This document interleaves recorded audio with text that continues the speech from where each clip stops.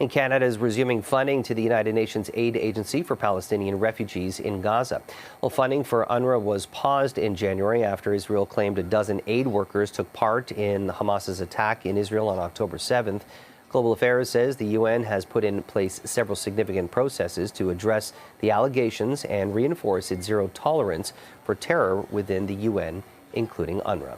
And for the latest on the conflict overseas, we're joined live by CTV News military analyst, retired Major General David Fraser. We always appreciate your time. Thank you so much for joining us. I want to get your reaction to Canada reinstating funding for UNRWA, especially in light of the report that several UNRWA staff participated in the rape, murder, and kidnapping of Israeli citizens. Is this the right call? Well, I think it's a very courageous call because on one hand, there's a lot of people that need this humanitarian support.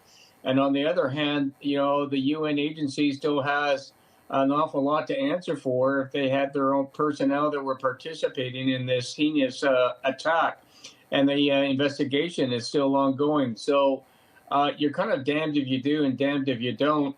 But at the same time, we've sided on the side of providing support to humanitarian efforts, and you can't argue that. And there's no doubt that this aid desperately needs to get to the people that need it most. But Major General, I'm not sure if you've seen, but there's plenty of footage out there of Hamas terrorists essentially hijacking a lot of these tractor trailers. There's been scenes of Palestinians rushing a lot of these tractor trailers and have been shot at by Hamas. And there's a lot of claims that they just don't get the aid. So how does Canada or even UNRWA guarantee that the money and the aid is actually going to get to these people? Well, Jamie, it's a great question. And this is where, again, we talk to, intermediaries like Qatar, Egypt, who can talk to Hamas because we don't talk to them and not to a terrorist organization. And, say to them that this is for the people and not just for Hamas. There's very little we can do. But at the same time, we can't be sitting back and doing absolutely nothing. So I kind of go back, you're damned if you do, damned if you don't. I think that the fact that we're doing it, if we can use the intermediaries, we can put as many conditions and as much pressure on the Hamas regime to make sure that the aid gets to the right people. And the same thing is going to happen when those ships, supported by the United States, are going to show up off the coast of Gaza to try to get aid to the people. It is an absolute panic situation on the ground. Speaking of Hamas, we know that Abu Marzak, he is the deputy chair of Hamas's political bureau. He's worth $3 billion. Senior leaders Khalid Marshal and Ismail Haniyeh, each worth about $4 billion. And it's believed that, these terrorists have essentially earned their wealth by lining their pockets and siphoning the money that is sent to the Palestinians and to UNRWA, yet they don't really, the Gaza Strip and the Palestinian people don't have much to show for it. And I'm wondering, how does the country reconcile handing over millions of dollars to a terrorist organization or to UNRWA, which essentially ends up in the hands of a terrorist organization, and after 20 years, they really haven't shown much improvement to build a society and offer social services, build hospitals, mosques, residential homes? Well, and this is why Canada still supports Israel. So on the other side, Israel, is attacking and defending itself, and they're attacking Hamas because of the attack against them on the 7th of October. And this is, specifically aimed at Hamas, not the Palestinian people as much.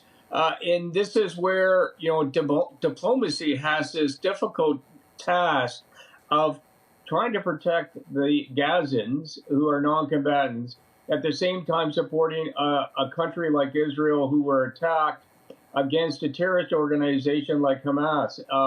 And to your point, yes, Hamas are getting rich off the backs of their own people. Hamas have used their own people as shields. Hamas do not care about the Palestinians at all. And, this is why, we've got to work together to try to find some sort of resolution and a governing authority, not Hamas, to actually take care of those Palestinians. Major General, I'm curious. The federal government said that these funds would be frozen until a detailed report was issued. Meanwhile, you have 16 countries, including the top 15 donors to the organization. They've paused their payments after these allegations of UNRWA staff committing rape, murder, and kidnapping. I'm curious, how do the global optics look like when Canada breaks away from what our Western allies are doing and reinstates this funding at a time when our Western allies have halted it? Well, again, and the pictures of those airplanes dropping the humanitarian supplies, those aircraft also include Americans. So Americans are dropping humanitarian aid, understanding what the situation on the ground is. As this is not an easy situation. It is as complex as you can. And we've got to understand that we are trying to support the non-combatants, the Gazans on the ground who are not Hamas, and trying to get them the food that they need and the supplies that they need. And there are only so many agencies that can get them that, material, including the UN agency in question. And so, you try to put as much pressure on the Hamas, and at the same time trying to push enough humanitarian support, understanding some of it will be siphoned off, but some of it will get to the right people. And it's all about getting humanitarian support to the right people. And lastly, given the fact that so many of the Palestinians are now located in the southern Gaza Strip near the Rafah border, I'm wondering, Major General, what role does maybe Egypt have in administering some of this aid and getting some of that aid to the people that need it most, considering that they have a border with Gaza as well, and they actually have probably one of the largest blockades in the world at Gaza as well.